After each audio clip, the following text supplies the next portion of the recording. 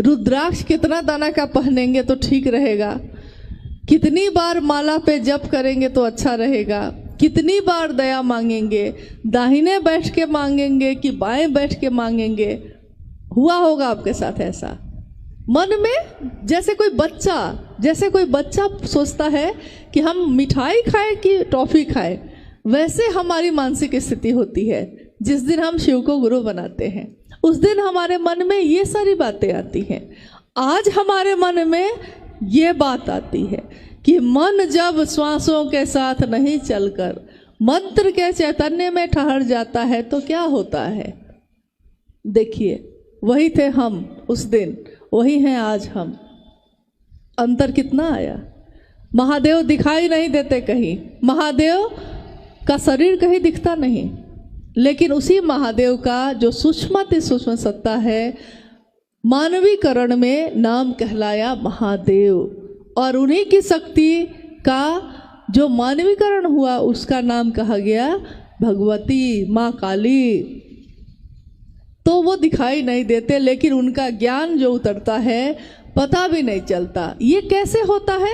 वैसे ही जैसे एक छोटे से बच्चे को बड़ा होने के लिए कोई प्रयास नहीं करना पड़ता, वो अनायास ही बड़ा होता चला जाता है। आप ही की आंखों के सामने वो बड़ा होता है, लेकिन आपको पता चलता है कब बेटा बड़ा हो गया इतना बड़ा? जो गोद में खेल रहा था मेरे, वो इतना बड़ा हुआ कब? पता ही नहीं चला। हर पल वो बड़ा हो रहा था, मेरी ही आंखों के सामने बड़ा हो रहा था, लेकिन हमको पता नहीं चला। ठीक वैसे ही शिव से दया मांगना, शिव से चर्चा करना और शिव को प्रणाम करना, शिव शिष्यता का ये भाव मेरे ही मन में, आप ही के मन में कब अंकुरित होता है, पल्लवित होता है, पुष्पित होता है, हमको पता ही नहीं चलता। और एक दिन हमारे मन की दशा और दिशा दोनों बदल जाती है। साहब ने कहा कि मैं नहीं जानता कि इस संसार की दशा और दिशा शिव के बगैर कैसी होगी, लेकिन ये मैं जानता हूँ कि शिव के साथ ये मानवता सबल होगी, सुवासित होगी, शिवमय होगी। महादेव को अपना गुरु बनाया है हमने आपने। जैसा आता है, जो आता है खुद करिए। हमेशा दूसरों पर निर्भर रहने की आदत ठीक नहीं, क्योंकि अगर वो नहीं मिला तो आपका काम फिर रुक जाएगा, और महादेव का काम नहीं रुकना चाहिए। हम रहे ना रहे, आप रहे ना रहे, लेकिन महादेव की शिष्यता का दिया तो जलना चाहिए, हर घर में जलना चाहिए। भैया अनु जी ने कहा कि हम बड़े मैदान में मिले। हाँ मिले, लेकिन उससे पहले ये सुनिश्चित हो जाना चाहिए कि क्या हमारे इस स्थान पे हर घर में शिवशिष्टता का दिया जल गया। क्योंकि हर घर में अगर नहीं जला तो भीड़ इकट्ठी करने से कोई फायदा नहीं। अगर हर व्यक्ति शिव का शिष्य नहीं हो सका तो हंगामा खड़ा करने का कोई मतलब नहीं। भीड़ कभी भी व्याकरण नहीं होती इस बात की कि कितना बढ़िया कार्यक्रम हुआ। व्याकरण इस बात का है कि कितने लोगों में शिवशिष्टता उतरी। अगर 5 लोगों में भी उतर गई है तो वो 5 लोग काफ़ी है पूरे हिमाचल प्रदेश के लिए, पूरे पंजाब के लिए। हम लोग को आने की ज़रूरत नहीं पड़ेगी। हाँ, मिलना जुलना होता रहेगा, लेकिन आप खुद सक्षम हैं, इसलिए अपने अंदर की ताकत को पहचानिए। महादेव ने आपको भी वही दिया है जो हम सबको दिया है। साहब ने यही चेहरा, यही बात, सर्वोत्तम पक्ष जो है हमारा आपका दिखाया। उन्होंने कहा कि गुरु अपने शिष्य के सर्वोत्तम पक्ष को उजागर करते हैं। इतना ही नहीं कहा उन्होंने कहा कि गुरु अपने शिष्य के सर्वोत्तम पक्ष को उजागर करते हैं, और उजागर कर छोड़ नहीं देते हैं। उजागर करके परमात्मा से उसका ऐक्य सुनिश्चित करते हैं, परमात्मा से मिलाने तक की जिम्मेदारी वहन करते हैं। सिर्फ ऐसा करके छोड़ नहीं देते। जैसे डॉक्टर अगर कैंसर हो जाए और हम जाएं और डॉक्टर को कहें कि इलाज कर दीजिए सिर्फ, तो डॉक्टर वो जो पूरा कैंसर ठीक कर दे, डॉक्टर वो नहीं जो सिर्फ दवा दे के बीमारी को दबाए रखे। डॉक्टर सही में वो जो बीमारी को जड़ से ख़त्म कर दे। मास्टर वो जो विद्यार्थी को पास करा दे, मास्टर वो नहीं कि पढ़ा तो रहा है और विद्यार्थी फेल कर गया, क्या फायदा हुआ। तो गुरु यानी शिव अपने शिष्य के सर्वोत्तम पक्ष, एक इंसान का, एक मानव का सबसे सुंदर पक्ष क्या होता है, उसका सबसे सुंदर पक्ष होता है शिव होना। क्योंकि और पक्ष तो है हमारे जीवन में। किसी से पूछिए कि आप क्या करते हैं तो आप क्या कहिएगा। आपसे कोई पूछे कि आप क्या करते हैं, आप क्या कहिएगा। आप कहिएगा कि हम भुजा बेचते हैं, हम अखरोट बेचते हैं, हम काजू बेचते हैं, हम सेब बेचते हैं, हम किसान हैं, हम मास्टर हैं, सरकारी नौकरी है, कुछ तो कहिएगा ना, यही कहिएगा। जिस दिन आकाशवाणी हुई थी और आवाज़ ने पूछा था साहब श्री हरिनानंद जी से कि तुम क्या करते हो, उन्होंने कहा था मैं शिव का शिष्य बनाता हूँ। और लौकिक जीवन में उस समय वो डिप्टी कलेक्टर थे, लेकिन उनके मुंह से ये नहीं निकला कि मैं डिप्टी कलेक्टर हूँ, उनके मुंह से ये निकला कि मैं शिव शिष्य बनाता हूँ। कौन भारी था उनके मन पे? उनकी नौकरी, उनका पद, उनकी प्रसिद्धि नहीं, उनके मन पे भारी था कि मैं महादेव की बात करता हूँ, दूसरों को शिव का शिष्य बनाता हूँ।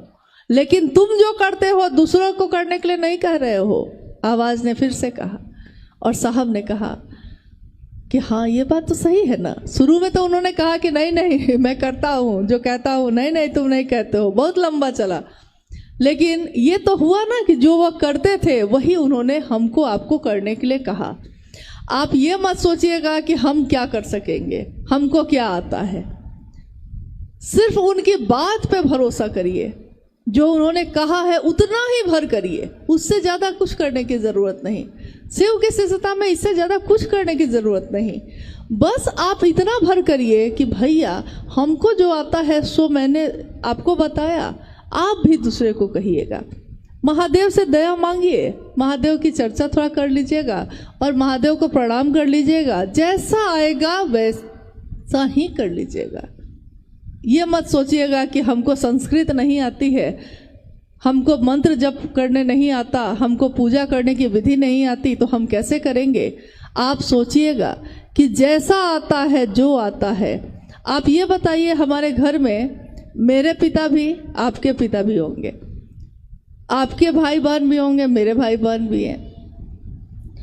जिसके घर में जिसको जैसा खाना बनाने आता है वैसा ही ना बनाते हैं।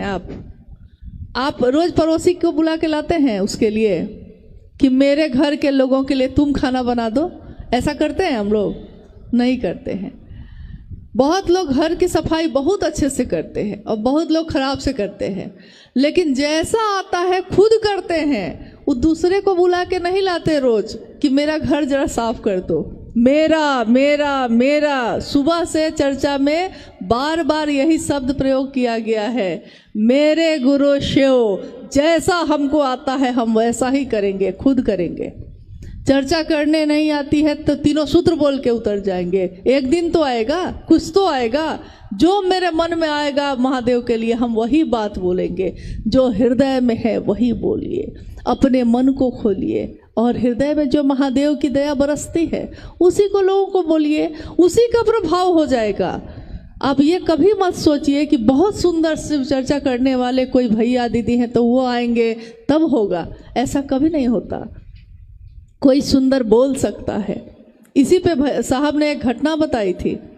उन्होंने कहा था कि एक मास्टर जो पढ़ा रहा था क्लास में, इंजीनियरिंग का कॉलेज था और वो क्लास कर रहा था। साहब ने कहा कि मैंने बाहर से देखा उसको बोर्ड पे पढ़ाते हुए कि गाड़ी जो है चलती कैसे है, गाड़ी कैसे चलती है, इसको वो पढ़ा रहा है।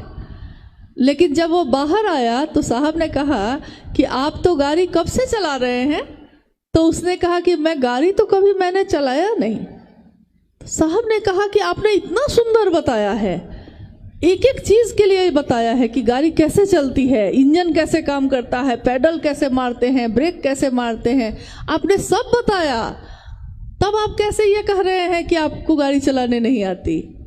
उन्होंने कहा मैं पढ़ाता हूँ लेकिन चलाता नहीं हूँ। तो साहब ने उस दिन कहा कि उस घटना के बाद मैंने सीखा कि कोई ज़रूरी नहीं है कि कोई शिव चर्चा बहुत सुंदर करता है तो वो शिव का शिष्य भी होगा। हो सकता है वो सिखाता होगा अच्छा, लेकिन सीखता नहीं होगा अच्छा, ये हो सकता है। इसलिए कभी भी इस बात के भरोसे बहुत नहीं रहना है हम लोग को कि कौन बहुत अच्छा बोलता है, कौन बहुत अच्छा, जैसा आता है हम खुद करेंगे।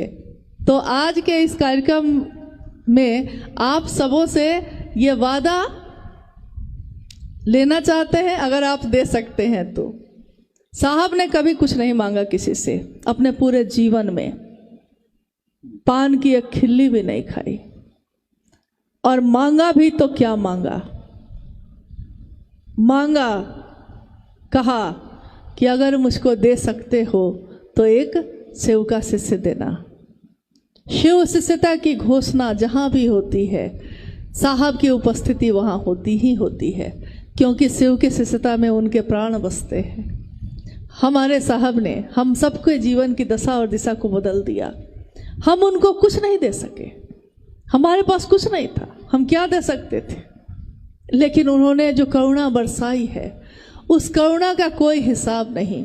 माँ की ममता का कोई कर्ज नहीं उतारा जा सकता, और शिव की शिष्यता का दान जिसने दिया हो उसके बदले में शिव का ही दान दे दिया। उसके बदले में हम लोग उनको क्या दे सके? कुछ भी नहीं। हम अगर सोचते हैं कि वो शरीर में होते तो ऐसा होता कि सब ठीक होता, नहीं। शरीर में रहने पे भी जो गड़बड़ थे उस समय भी गड़बड़ थे, आज भी हैं। जो सही थे उस समय भी सही थे, आज भी हैं और हमेशा रहेंगे। शिव के शिष्यता की मूल धारा हमेशा पावन है, पावन ही रहेगी। रास्ते की गंदगियां उसमें शामिल होंगी, लेकिन उन गंदगियों से इस पावन मूल धारा पे कोई प्रभाव नहीं पड़ेगा।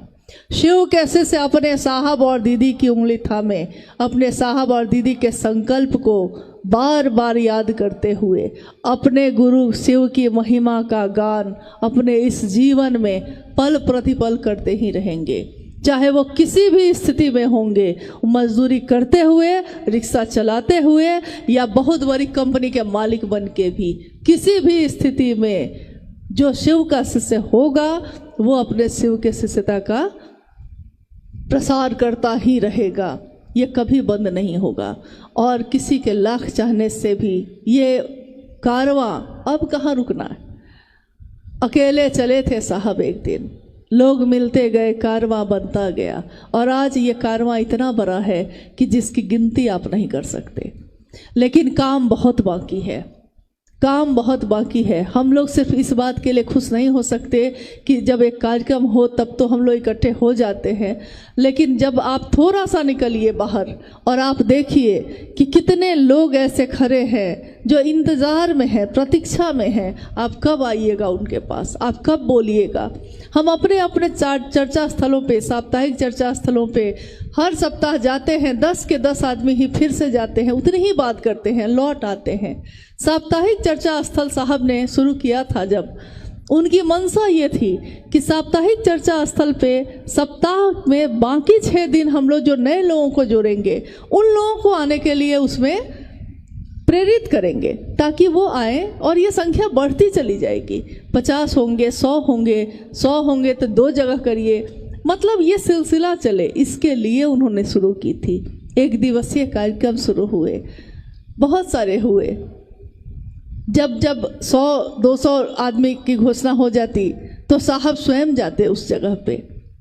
आज तो फिर भी हजारों में है, लेकिन आप ये सोचिए कि संख्या बढ़े, मतलब संख्या मतलब ये नहीं भीड़ बढ़े, संख्या बढ़े मतलब शिव शिष्यता बढ़े। भीड़ कभी भी व्याकरण नहीं होती किसी भी चीज़ का। शिव की शिष्यता उतरे लोगों में, इसके लिए झुकना है तो झुकिएगा। हम लोगों से भी कोई बात का दुख अगर आपको हुआ हो तो क्षमा करिएगा, अपना गुरु भाई, अपनी गुरु बहन समझकर। लेकिन एक वादा है कि अपने गुरु के काम में हम लोग मिलते ही रहेंगे, हमेशा अपने साहब दीदी की बातों को दोहराते ही रहेंगे और महादेव के तरफ चलते ही रहेंगे। इसमें गति है, इसमें मंजिल है और इसमें बल है, क्योंकि आदेश गुरु का स्वयं है। तो आज के इस कार्यक्रम से अब हम लोग भी विदा ले रहे हैं, और अभी के लिए विदा मतलब अलविदा नहीं कह रहे हैं, विदा कह रहे हैं। अभी के लिए फिर मिलना होगा, नहीं जानते कि कब होगा, लेकिन अगर नहीं भी हुआ तो एक स्मृति, एक क्षण जो हमने आपने आज इस समय में गुजारे हैं, ये हृदय में सुरक्षित रहे, मेरे महादेव के बात के लिए रहे, इतना काफ़ी है। हम लोग अपने गुरु के राह में बढ़ते रहें, साहब दीदी के संकल्प को पूरा करते रहें, दुनिया शिवमय हो, हर जगह पे जगह जगह महादेव कोई बोल रहा हो और शिव का शिष्य बन रहा हो, यह दृश्य हमारी आंखों के सामने घटता रहे, हम भी उसके भागीदार बने रहे और साहब और दीदी उसके साक्षी बने रहे, शिव के गुरु स्वरूप की उपस्थिति उसमें मौजूद रहे। इतना इस जीवन के लिए क्या, कितने जीवन के लिए काफ़ी हैं। चलिए अपने गुरु शिव के चरणों में नमन करते हुए आज की इस जो शिव चर्चा आपने बहुत मेहनत से रखी है, क्योंकि एक कार्यक्रम एक दिन के लिए कुछ घंटों के लिए होता है, लोग उस क्षण को सिर्फ देखते हैं, इसके पीछे किसने कितनी मेहनत की है, कितने सालों की मेहनत रही होगी, कोई नहीं जानता। कौन यहाँ आया होगा, किसने ये बात बढ़ाई होगी, किसने ये किया होगा, ये भी कोई नहीं जानता। लेकिन साहब ने सबको ये अधिकार दिया कि हर व्यक्ति, चाहे वो किसी भी जाति धर्म का हो, किसी भी वर्ण संप्रदाय का हो, किसी भी प्रदेश का हो, शिव का शिष्य हो सकता है, परमात्मा पथ का पथिक हो सकता है। ये अधिकार आज तक हर व्यक्ति को संसार ने नहीं दिया था, ये हम सबको मिला, ये हमारा सौभाग्य है। आप में से, हम में से कितने लोगों ने शिव के शिष्य साहब हरिनानंद जी को इन आँखों से देखा है, सुना है। तो जो सुना है उनसे, जो देखा है उनमें, वो लोगों में बांटिए, ताकि शिव शिष्यता और बढ़े, शिव के गुरु स्वरूप की व्याप्ति जन जन में हो।